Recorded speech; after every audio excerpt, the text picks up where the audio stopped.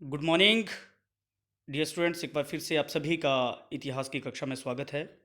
हम कक्षा 10+2 का भारतीय इतिहास के कुछ जो विषय है उसमें सेकंड चैप्टर पढ़ने जा रहे हैं, जिसे एनसीईआरटी में राजा किसान और नगर चैप्टर के नाम से जाना जाता है। जबकि अगर हम मंजीत सिंह सोढ़ी की बुक की बात करें तो उसमें आर्थिक और राजनीतिक इतिहास के नाम से इस चैप्टर को जाना जाता है, जिसमें हम बहुत सारे साम्राज्यों के बारे में पढ़ेंगे जिनके बारे में हमने पिछली क्लास में डिस्कस कर लिया है।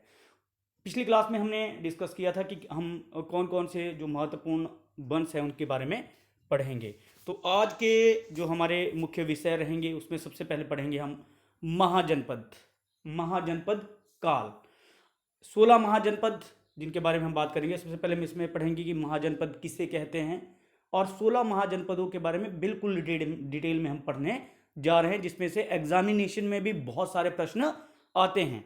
तो आप कोशिश करें कि इस वीडियो को ध्यान से सुने, ताकि एग्जामिनेशन पॉइंट ऑफ व्यू से आप लोगों को ये बहुत फ़ायदा देने वाली हो। इसके अलावा भी ये टॉपिक कंटेम्प्रेरी जो हमारे कॉम्पिटेटिव एग्जामिनेशन होते हैं उसके लिए बहुत ही ज़रूरी है, क्योंकि बहुत सारे प्रश्न यहाँ से पूछे जाते हैं। तो महाजनपद काल की अगर हम बात करें तो सबसे पहले कि जो प्रश्न एग्जामिनेशन में भी आप सब लोगों से पूछा जाता है कि महाजनपद किसे कहते हैं या महाजनपद से क्या अभिप्राय है। तो प्राचीन काल में महाजनपद में राज्य या प्रशासनिक इकाइयों को कहते, प्राचीन काल में महाजनपद जो है राज्य या प्रशासनिक इकाइयों को कहते थे।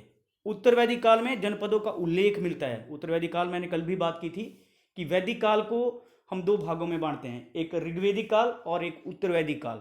ऋग्वेदिक काल जिसमें ऋग्वेद को लिखा गया, और उत्तर वैदिक काल जिसमें अन्य 3 ग्रंथों और पुराणों और ब्राह्मण ग्रंथों को लिखा गया। ठीक है, बौद्ध ग्रंथों में इनका कई बार उल्लेख किया है। बहुत सारे बौद्ध ग्रंथों में भी महाजनपदों के बारे में महत्वपूर्ण जानकारी दी गई है। और बौद्ध धर्म के अंगुत्तर निकाय एक बहुत ही महत्वपूर्ण ग्रंथ है, जिसमें महावस्तु करके एक ग्रंथ है, उसमें 16 महाजनपदों के बारे में उल्लेख किया है। इसमें आप देख सकते हो जो मैप भी हमने यहाँ पे दर्शाया है, उसमें पूरे के पूरे जो 16 महाजनपद है उसके बारे में हम बात कर रहे हैं, जिसमें महत्वपूर्ण जो जनपद है अंगमग, काशी, कौशल, बज्जीवत्स, अवंती, सुरसेन, अस्मक। ठीक है, ये सारे हम डिटेल में पढ़ेंगे। इनकी राजधानियाँ कि कौन कौन से राजा जो है इनके ऊपर शासन करते थे, ये सारा का सारा हम डिटेल में पढ़ेंगे। तो सबसे पहले हम बात करते हैं जो बहुत ही महत्वपूर्ण महाजनपद है उनके बारे में। अवंती, अ से हम इसको स्टार्ट कर रहे हैं। अवंती आधुनिक मालवा, जो मालवा आज की डेट में मालवा जहाँ पे प्राचीन काल की अवंती है, इसको प्राचीन काल में अवंती कहा जाता है। इसके 2 भाग थे, उत्तरी अवंती और दक्षिणी अवंती। उत्तरी अवंती की राजधानी उज्जैन थी। उज्जैन जो कि बहुत ही प्रसिद्ध एक काल रहा है, गुप्त काल में भी बड़ा प्रसिद्ध रहा है, और वैसे भी आज की डेट में भी उज्जैन बहुत प्रसिद्ध एक केंद्र है भारत में। और दक्षिण अवंती की राजधानी माहिष्मती। माहिष्मती के बारे में आप सबने सुना होगा, एक मूवी है बाहुबली, उसमें आप लोगों ने माहिष्मती के बारे में सुना होगा।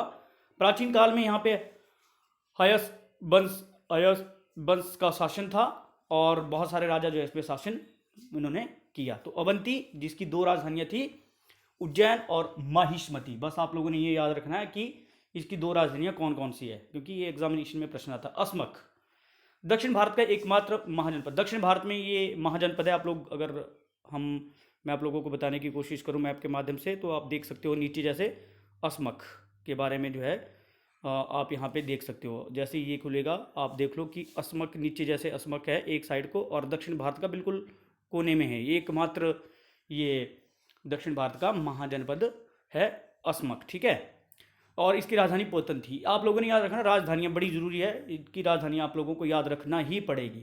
इस राज्य में राजा इक्ष्वाकु वंश के थे। इक्ष्वाकु वंश के शासकों ने यहाँ पर शासन किया, और इनका अवंती के साथ लगातार युद्ध रहता था। धीरे धीरे यह राजा अवंती के अधीन हो गया, क्योंकि अवंती एक शक्तिशाली महाजनपद रहा है, और अवंती ने अस्मक को लास्ट में अपने साम्राज्य में सम्मिलित कर दिया उसको हराने के बाद। तो इसकी राजधानी का नाम पोतन था। हमने पढ़े अवंती और अस्मक। अवंती की राजधानी उज्जैन और माहिष्मती, जबकि अस्मक की राजधानी पोतन। ठीक है, फिर आता है अंग, उत्तरी भारत का एक राज्य महाजनपद जिसकी राजधानी चंपा थी। उत्तरी भारत भी इसको बोलो आप बिहार के आसपास का क्षेत्र। ठीक है, मगध के साथ हमेशा इनका जो है वो संघर्ष रहता था, और अंत में मगध ने इस राज्य को पराजित कर अपने साम्राज्य में, अपने महाजनपद में मिला दिया, और इनकी राजधानी चंपा थी। चंपा राजधानी रही है अंग की। बहुत बार एग्जामिनेशन में प्रश्न आता है कि अंग की राजधानी का नाम बताओ। तो अवंती की राजधानी उज्जैन और महिष्मति, अस्मक की राजधानी पोतन, और अंग की राजधानी चंपा। आप लोगों को लगेगा कि 16 महाजनपदों की राजधानी कैसे याद रखें, तो जब आप लगातार प्रैक्टिस करते रहोगे तो अपने आप याद हो जाएगी। 3 महाजनपद हमने पढ़ लिए। चौथा कंबोज, ये मतलब उत्तर पश्चिम में स्थित है, ठीक है। गांधार कश्मीर के उत्तर आधुनिक पामीर का पठार था, और इस राज्य की राजधानी जो थी वो राजपुरा थी। भाटक भी इसको कहा जाता है, भाटक, ठीक है। फिर बात करते हैं काशी की, बहुत ही प्रसिद्ध केंद्र। इसकी राजधानी वाराणसी थी। आप लोग जानते हैं कि काशी हमारे देश का एक प्रसिद्ध धार्मिक स्थल भी है, जहाँ से हमारे देश के जो प्रधानमंत्री है नरेंद्र मोदी जी, वो लोकसभा के सदस्य भी है वाराणसी से, काशी से। तो इसकी राजधानी वाराणसी थी, काशी की राजधानी। जैन तीर्थकर पार्श्वनाथ के पिता अश्वसेन काशी के राजा थे। जैन तीर्थकर जो 23rd तीर्थकर थे, 23वें तीर्थकर, 24वें तीर्थकर जो थे वो महावीर स्वामी थे, जिनके बारे में हम आगे पढ़ेंगे डिटेल में। लेकिन पार्श्वनाथ के पिता अश्वसेन काशी के राजा थे, और इसका कौशल के साथ हमेशा संघर्ष रहता था। काशी और कौशल आपस में बहुत लड़ते थे। अगला जो इसमें आता है कुरु, दिल्ली के आसपास का ये क्षेत्र। आधुनिक हरियाणा था। दिल्ली का यमुना नदी के पश्चिम वाला अंश जो है वो कुरु में शामिल था, और इसकी राजधानी थी इंद्रप्रस्थ। दिल्ली, आधुनिक दिल्ली का नाम इंद्रप्रस्थ रहा है। ये बहुत ही ज़रूरी वैसे भी कॉन्सेप्ट है कि दिल्ली का प्राचीन नाम क्या था, तो इंद्रप्रस्थ आप लोगों ने याद रखना है। इंद्रप्रस्थ दिल्ली का प्राचीन नाम। ये जनरल नॉलेज का भी प्रश्न है, ऐसा नहीं है कि हम ये बोलें कि सिर्फ हिस्ट्री से रिलेटेड है, ठीक है। नेक्स्ट जो इसमें हम बात करते हैं, जो हमारे जनपद है वो है कौशल। उत्तर प्रदेश के अयोध्या जिला, उत्तर प्रदेश के जो जहाँ पे अयोध्या जिला है, गोंडा और बहराइच के क्षेत्र इसमें शामिल है। इसकी राजधानी अयोध्या थी, और प्रथम राजधानी इसकी अयोध्या थी, लेकिन इसकी असली जो राजधानी बाद में बनी वो थी श्रीबस्ती। कौशल की राजधानी श्रीबस्ती, और प्रसन्नचित इसका बहुत ही प्रसिद्ध राजा था, क्योंकि ये एक बड़ा महाजनपद था। गांधार पाकिस्तान का पश्चिम तथा अफगानिस्तान के पूर्वी क्षेत्र और कश्मीर का कुछ भाग इसमें सम्मिलित था। इसकी राजधानी का नाम था तक्षशिला। तक्षशिला जो कि प्राचीन भारत का एक सबसे प्रसिद्ध नगर आप लोग बोल सकते हो, प्रसिद्ध केंद्र रहा है। चाहे बौद्ध धर्म की बात करो या प्राचीन भारत के इतिहास की बात करो, तो तक्षशिला का उसमें बहुत ही महत्वपूर्ण योगदान रहा है। नेक्स्ट हम बात करेंगे चेदी। चेदी की राजधानी शक्तिमती थी, और इसका उल्लेख महाभारत में भी मिलता है। शिशुपाल वहाँ का राजा था, ठीक है। ये छोटे महाजनपद है, लेकिन राजधानी आप लोगों ने याद करनी है। फिर है बज्जी, यह 8 गणतंत्र कुलों का एक संघ था, बहुत ही महत्वपूर्ण। जो गणतंत्रीय व्यवस्था भी प्राचीन काल में रही है। हम ये नहीं बोल सकते हैं कि केवल लोकतंत्र आज की डेट में था, प्राचीन काल में भी गणतंत्रीय व्यवस्था थी, और 8 गणतंत्र इसमें शामिल थे इस महाजनपद में, जो उत्तर बिहार में गंगा के उत्तर में अवस्थित था, और इसकी राजधानी वैशाली थी। वैशाली बहुत ही प्रसिद्ध केंद्र है बौद्ध धर्म का, बौद्ध धर्म और जैन धर्म का प्रसिद्ध केंद्र है। इसमें आज के बिहार राज्य के दरभंगा, मधुबनी, सीतागढ़ी, शिवहर, मुजफ्फरपुर जिले सम्मिलित थे। तो बज्जी एक अन्य महाजनपद। नेक्स्ट हम बात करते हैं, जो नेक्स्ट हमारा महाजनपद है वो है वत्स। उत्तर प्रदेश के प्रयाग, आधुनिक प्रयागराज जहाँ पे है, प्रयागराज जहाँ पे 3 नदियों का संगम होता है। कौन कौन सी नदियाँ है? गंगा, वेरी गुड, यमुना, और तीसरी है सरस्वती। और वहाँ पे एक बहुत प्रसिद्ध हिंदू मेला भी होता है, जिसे महाकुंभ कहते हैं। कुंभ आपने सुना होगा, आजकल बड़े कोविड काल में बड़े उसमें ये जो था वो हाईलाइट था। उत्तर प्रदेश के प्रयाग में हमने बात की कि प्रयागराज के आसपास का जो स्थान है उस पर ये स्थापित है। पुराणों के अनुसार राजा निचक्षु ने यमुना नदी के तट पर अपने राजवंश की स्थापना की थी, तब हस्तिनापुर राज्य का पतन हुआ था, जिसकी राजधानी कौशंबी थी। तो वत्स की राजधानी कौशंबी थी, ठीक है। बाद में बात करते हैं हम पांचाल। पश्चिमी उत्तर प्रदेश में स्थित है। इसकी 2 शाखाएं थी, उत्तरी दक्षिणी, उत्तर और दक्षिण। उत्तरी पांचाल की राजधानी थी अहिछत्र, और दक्षिण पांचाल की राजधानी थी कांपिल्य। ये 3 महाजनपद है जिनको आप लोगों ने याद रखना है। एक पांचाल जिसकी 2 राजधानियां थी, अहिछत्र और काम्पिल्य, जो बड़े महत्वपूर्ण एग्जामिनेशन में जहाँ से प्रश्न आते हैं। इन तीनों को बहुत बार हमने देखा है कि यहाँ से प्रश्न पूछ लिए जाते हैं कि पांचाल की राजधानी का नाम बताओ। तो वही छत्र और काम्पिल्य। दूसरी अवंती की राजधानी, जिसकी दो राजधानियाँ थी, उज्जैन और माहिष्मती। और तीसरा हम पढ़ेंगे फिर बाद में, इसके बाद जो आएगा आगे मगध। मगध की भी दो राजधानियाँ थी, पाटलिपुत्र और राजगृह। ये आ गया मगध भी। मगध महाजनपद दक्षिण बिहार के पटना और गया जिले में स्थित है। ये जो महाजनपद है, ये सभी 16 महाजनपदों में सबसे शक्तिशाली महाजनपद है। इसकी प्रारंभिक जो राजधानी थी राजगृह थी, राजगीर, और उसके चारों ओर से वो पर्वतों से घिरी हुई थी, गिरिब्रज नाम से इसे जाना जाता था। मगध की स्थापना बृहद्रथ ने की थी और बृहद्रथ के बाद जरासंध यहाँ का शासक था। शतपथ ब्राह्मण में इसे कीटक कहा गया है। ये ब्राह्मण ग्रंथों में बहुत ही प्रसिद्ध ये रहा है कीटक नाम से। आधुनिक पटना और गया जिले और आसपास के क्षेत्र इसमें सम्मिलित थे। सभी महाजनपदों में सबसे शक्तिशाली महाजनपद के रूप में इसे जाना जाता है। इस पर हर्यंक और नंद तथा मौर्य शासकों ने शासन किया। भविष्य में जाकर चंद्रगुप्त मौर्य ने घनानंद को हराकर यहाँ पे मगध का प्रतापी शासक वो बन गया और उसने एक मौर्य साम्राज्य की स्थापना इसमें की और यहीं पे उसने पाटलिपुत्र को अपनी राजधानी बनाया। सॉरी, अब जितने भी जनपद हमने किए, आप लोगों ने सारे के सारे कॉपीज पे लिखने हैं, सारे के सारे कॉपीज पे लिखने। मैंने नोट्स बना के देख सकते हो आप, नोट्स बना के इसको मैंने भेजा हुआ है। मगध का भी इतना अगर आप लोगों ने लिख लिया है, कई बार 2 नंबर में 3 नंबर में प्रश्न पूछ लिए जाते हैं, वत्स का या पांचाल का या राजधानियाँ पूछ ली जाती है। तो जैसा भी होगा आप लोगों ने ये सही तरीके से सॉरी कर लेना है, ठीक है ना। तो 16 महाजनपद सभी बहुत ज़रूरी है, आप लोगों ने सभी जो महाजनपद हैं उनको अपनी कॉपीज के ऊपर उतारना है। लेकिन जो बहुत ही महत्वपूर्ण महाजनपद है वो आप लोगों को पूरी डिटेल में याद भी होनी चाहिए। वैसे तो सारे याद करने हैं आप लोगों ने, लेकिन कुछ महाजनपद जो मुझे लगता है कि एग्जामिनेशन में बार बार पूछे जाते हैं, उसमें अवंती, उसके बाद काशी, कौशल, मगध सबसे जो महत्वपूर्ण है। ये आप लोगों ने ज़रूर जो है लर्न करने हैं, लेकिन करने सारे हैं, लेकिन ये जो 4-5 महाजनपद मैंने बोले ये एग्जामिनेशन में बहुत बार पूछे जाते हैं, ठीक है। तो उम्मीद करता हूँ कि 16 के 16 महाजनपदों के बारे में आप लोगों को जो है सही से समझ आया होगा। नहीं समझ आया होगा तो बार बार ये वीडियो देखनी है। और नेक्स्ट हम बात करते हैं इसी के ऊपर, एक जो और महाजनपद हमारे बसते हैं, मत्स्य, मल और सुरसेन। ये थोड़ा एग्जामिनेशन में कम पूछे, लेकिन यहाँ से प्रश्न पूछे जाते हैं कि पिछली बार प्रश्न आया था कि मत्स्य राज्य की महाजनपद की राजधानी का नाम बताओ। तो मत्स्य महाजनपद की राजधानी का नाम था विराटनगर, ठीक है। ये राजस्थान के इलाके में स्थित है और यहाँ के लोग बहुत ईमानदार हुआ करते थे। उसके बाद बात करते हैं हम मल, गणतंत्र की, जो गोरखपुर के आसपास का क्षेत्र, इसकी 2 शाखाएं थी। इसी की भी 2 शाखाएं थी मल की। एक की राजधानी कुशीनगर थी और दूसरी की राजधानी पावा थी। कुशीनगर और पावापुरी, ये जो दोनों केंद्र है, ये केंद्र प्रसिद्ध है बौद्ध धर्म और जैन धर्म के लिए। कुशीनगर और पावापुरी, कुशीनगर और पावापुरी इसलिए प्रसिद्ध है क्योंकि इसमें से जैन धर्म और बौद्ध धर्म के जो हमारे दोनों जो महत्वपूर्ण संस्थापक थे, हालांकि जैन धर्म की स्थापना जो है वो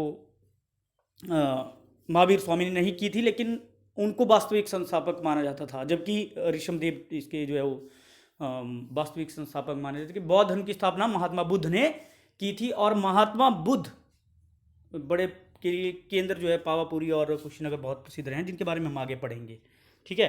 नेक्स्ट आया सूरसेन, इसकी राजधानी मथुरा थी। मथुरा बहुत ही प्रसिद्ध केंद्र रहा है आज की डेट में भी, अगर हम बात करें हिंदू धर्म से रिलेटेड। बौद्ध धर्म के अनुसार अवंतीपुत्र यहाँ का शासक था और पुराणों में मथुरा के राजवंश का यदुवंश उसे कहा जाता था। अपने ज्ञान, बुद्धि और वैभव के कारण यह नगर अत्यंत प्रसिद्ध था, ठीक है। मत्स्य, मल और सुरसेन, तो ये 16 के 16 महाजनपद हो गए, आप लोगों ने इसको ढंग से कर लेना। अब हम बात करते हैं मगध की। प्रश्न आता है एग्जामिनेशन में कि मगध के उत्थान के क्या कारण थे। कई बार 3 नंबर में भी पूछा जाता है, कई बार 4 नंबर में भी पूछ लिया जाता है, तो आप लोगों ने इसको सही तरीके से करना है। 16 महाजनपदों में मगध सबसे शक्तिशाली था। इसकी मैंने हेडिंग बढ़िया तरीके से, नोट्स बढ़िया तरीके से बना के इसमें की है। आप लोगों ने ये सारे के सारे कॉपीज पे उतार लेने हैं, ठीक है। बहुत ही शक्तिशाली ये साम्राज्य रहा है। मगध महाजनपद की बात करें तो पहले महाजनपद, फिर बाद में यहाँ पे बड़े बड़े साम्राज्यों की स्थापना हुई। तो क्या ऐसे कारण थे कि मगध जो है वो सभी महाजनपदों में सबसे शक्तिशाली हो गया, क्यों ऐसा हुआ? तो सबसे पहला जो उसमें कारण है वह सुदृढ़ भौगोलिक स्थिति। जो भौगोलिक स्थिति थी मगध की बहुत सुदृढ़ थी। कैसे सुदृढ़ थी कि इसके मगध के उत्तर की ओर गंगा नदी, दक्षिण की ओर विंध्याचल पर्वत, पूर्व की ओर सोन नदी तथा पश्चिम की ओर चंपा नदियां बहती थी। चारों तरफ इसके नदियां बहती थी। उस समय पुल वगैरह होते नहीं थे, जैसे आजकल ब्रिजेज होते हैं वैसा वहाँ पे कुछ नहीं था। तो इन नदियों को पार करना बहुत मुश्किल था। या तो ये नाव के माध्यम से इसको जो है वो पार किया जा सकता था, या कुछ ऐसे गेट से जहाँ पे की भूमि थी वहाँ से इसको पार किया जा सकता था। लेकिन वहाँ पे मगध शासकों ने अपनी सेना रखी होती थी और ऐसे में अंदर आना काफ़ी मुश्किल था। तो आक्रमणों से इन नदियों के माध्यम से मगध काफ़ी समय तक बचा रहा। और उसके बाद हम बात करते हैं जिसके कारण मगध चारों ओर से सुरक्षित है, ऐसा मानने का इसका इनका मतलब है। मगध की दोनों राजधानियां राजगृह और पाटलिपुत्र ये भी बहुत ही महत्वपूर्ण स्थानों पर स्थित थी, जिसके कारण कि मगध जो है एक शक्तिशाली महाजनपद के तौर पर सामने आया। तो सुदृढ़ भौगोलिक स्थिति एक बड़ा कारण। ये उससे पहले कि हम बात करें तो ये आप देख सकते हो, एक साइड को मगध बीच में, एक साइड को सोन नदी है, एक साइड को गंगा नदी है, एक साइड को चंपा नदी है और फिर विंध्याचल पर्वत है। तो ऐसे में जो है बड़ा मुश्किल है कि मगध के ऊपर आक्रमण करना। तो ये भी एक कारण आप मगध के भौगोलिक मगध के उत्थान का। दूसरा बात करते हैं, दूसरा जो पॉइंट है इसमें शक्तिशाली शासक। मगध के जो शासक, किसी भी राज्य के शक्तिशाली होने का कारण होता है उसके शासक। तो मगध एक शक्तिशाली होने के पीछे कारण था उसके शक्तिशाली शासक, जिसमें बिंबिसार, अजातशत्रु, कालाशोक ये बहुत शक्तिशाली थे। और उन्होंने ये बहुत ऐसे ऐसे राजा थे जिन्होंने मगध के उत्थान में बड़ा महत्वपूर्ण योगदान दिया। ठीक है, उन्होंने कई राज्यों को जो है पराजित किया और मगध में सम्मिलित किया। आप लोगों ने उन्होंने कई राज्य लिख लिया, मैंने यहाँ पे अपने राज्य लिखना है। राज्यों को पराजित किया और मगध में उन्होंने उसको सम्मिलित किया। लोहे के भंडार ये बहुत ही महत्वपूर्ण पॉइंट था, जिसकी वजह से कि मगध एक शक्तिशाली जो है वो महाजनपद या साम्राज्य बना। लोहा, उस समय लोहा जो लोहे के जो हथियार थे उसका प्रयोग सेनाओं में नहीं होता था। जो भी सेनाएं होती थी वो लकड़ी, पत्थर इत्यादि का प्रयोग करते हुए जो है वो अपना हथियार बनाते थे। लेकिन मगध में लोहे के भंडार थे, या वो बनाते भी थे दूसरे लोग, तो लोहा उन्हें आसानी से नहीं मिल पाता। लेकिन मगध लोहे के भंडार यहाँ पे थे, जिसकी वजह से कि मगध के शासकों ने अपनी सेना के लिए जो है बड़े जो सही हथियार है वो उन्होंने तैयार किए लोहे के, और उससे शत्रुओं को हराने में उन्हें मदद मिली। ठीक है, मगध ने कौशल, अवंती जैसे शक्तिशाली राज्यों को पराजित किया क्योंकि उनकी सेना के पास अच्छे हथियार थे। तो लोहे के भंडार भी एक कारण रहा है। पहला पॉइंट इसमें भौगोलिक स्थिति, सुदृढ़ भौगोलिक स्थिति एक्चुअली। दूसरा शक्तिशाली शासक जिसमें बिंबिसार और अजातशत्रु, और तीसरा लोहे के भंडार जिसके कारण कि उनकी सेना को जो है वो बहुत अच्छे हथियार मिले। 3 पॉइंट्स के अलावा जो चौथा पॉइंट है वो है आर्थिक स्थिति का सुदृढ़ होना। आप देख लो कि मगध जो है एक ऐसी जगह स्थित था जहाँ पर जो एक तो प्लेन एरिया था, दूसरा गंगा नदी से निकलने वाला जो पानी था वो अपने साथ बहुत सारी उपजाऊ मिट्टी लेके आता था और मैदान तैयार करता था, जिसकी वजह से कि यहाँ पे जो फसलें थी वो बहुत अच्छी होती थी, फसलों का उत्पादन बहुत बढ़िया होता था। इसके अलावा आंतरिक और बाह्य व्यापार भी बहुत अच्छा था मगध का, जिसके कारण मगध के पास पैसे की कोई कमी नहीं थी और उसके शक्तिशाली होने का ये कारण बना। ठीक है, तो ये 4 पॉइंट बड़े महत्वपूर्ण हो गए जिसके बारे में कि आप लोगों ने पढ़ा। पहला सुदृढ़ शासन व्यवस्था, दूसरा शक्तिशाली शासक, तीसरा लोहे के भंडार और चौथा आर्थिक स्थिति का सुदृढ़ होना। तो 3 या 4 नंबर में जैसे भी आएगा आप लोगों ने करना है। नेक्स्ट जो हमारा टॉपिक है वो है बिंबिसार। ये प्रश्न एग्जामिनेशन में 2-3 नंबर में पूछ लिया जाता है, लेकिन इसमें बहुत सारे स्टूडेंट्स कंफ्यूज रहते हैं। बिंबिसार की बिंदुसार, ये दोनों अलग अलग है। बिंबिसार मगध का एक शक्तिशाली शासक रहा है हर्यक वंश का, जबकि बिंदुसार चंद्रगुप्त मौर्य का पुत्र था, जिसके बारे में हम आगे पढ़ेंगे। तो बिंबिसार जिसने 544 ईस्वी पूर्व से 492 ईस्वी पूर्व तक शासन किया, उसने जो है वो ही एक बहुत ही शक्तिशाली शासक था। मगध का एक शक्तिशाली शासक और हर्यक वंश से वो संबंध रखता था। ठीक है, उसने अपने इस महाजनपद को शक्तिशाली बनाने के लिए बहुत सारे राज्यों के साथ वैवाहिक संबंध स्थापित किए। कौशल के शासक जो जिनके बारे में हम पहले भी बात की थी, उसकी बहन से शादी की और दहेज में उसे काशी प्राप्त हुआ। इसके अलावा उसने लिच्छवी वंश, जो कि उस समय बहुत ही शक्तिशाली वंश माना जाता था, लिच्छवी, और वहाँ उसने वैवाहिक संबंध स्थापित किए। इस प्रकार से उसने वैवाहिक संबंधों से अपने राज्य को सुदृढ़ करने के प्रयत्न किए। उसने अंग को पराजित कर अंग को अपने साम्राज्य में सम्मिलित किया। अंग जो महाजनपद था उसको उसने अपने राज्य में सम्मिलित किया। बिंबिसार ने सभी धर्मों के प्रति सहनशीलता की नीति अपनाई। 492 ईस्वी पूर्व में उसके अपने ही पुत्र अजातशत्रु ने उसकी हत्या कर दी। तो अजातशत्रु ने उसे मार डाला। हालांकि पॉलिटिकल जो इसके पीछे कारण है, क्योंकि अजातशत्रु स्वयं गद्दी पर बैठना चाहता था। तो बिंबिसार के ऊपर अगर क्वेश्चन आता है तो आप लोगों ने जरूर लिखना कि बिंबिसार मगध का सबसे शक्तिशाली शासक था, और 544 ईस्वी पूर्व से लेकर 492 ईस्वी पूर्व तक उसने शासन किया, और एक ऐसा शासक था जिसने कई राज्यों को अपने जो महाजनपद में सम्मिलित किया, उनको पराजित करके। नेक्स्ट है लास्ट आज का टॉपिक, अजातशत्रु, बिंबिसार का पुत्र जिसने अपने पिता बिंबिसार की हत्या कर दी और मगध का एक शक्तिशाली शासक के रूप में वो सामने आया। अजातशत्रु को कौशल के शासक प्रसेनजित के साथ युद्ध करना पड़ा, और उसने लिच्छवी वंश के शासकों को भी पराजित किया। हालांकि अजातशत्रु के ऊपर भी प्रश्न जो है 2 या 3 नंबर में एग्जामिनेशन में पूछ लिया जाता है। तो आप लोगों ने ये सारा के जितने भी हमने आज किया, जिसमें 16 महाजनपद, सबकी जो राजधानियां हैं, जो भी नोट्स मैंने बनाए हुए आप लोगों ने लिखने हैं, साथ में ही मगध के उत्थान के कारण, और जो 4 नंबर या 3 नंबर का प्रश्न है, और 2 नंबर के प्रश्न है बिंबिसार कौन था, अजातशत्रु कौन था, ये आप लोगों ने कर लेने हैं। उम्मीद है कि आप लोगों को वीडियो पसंद आएगी।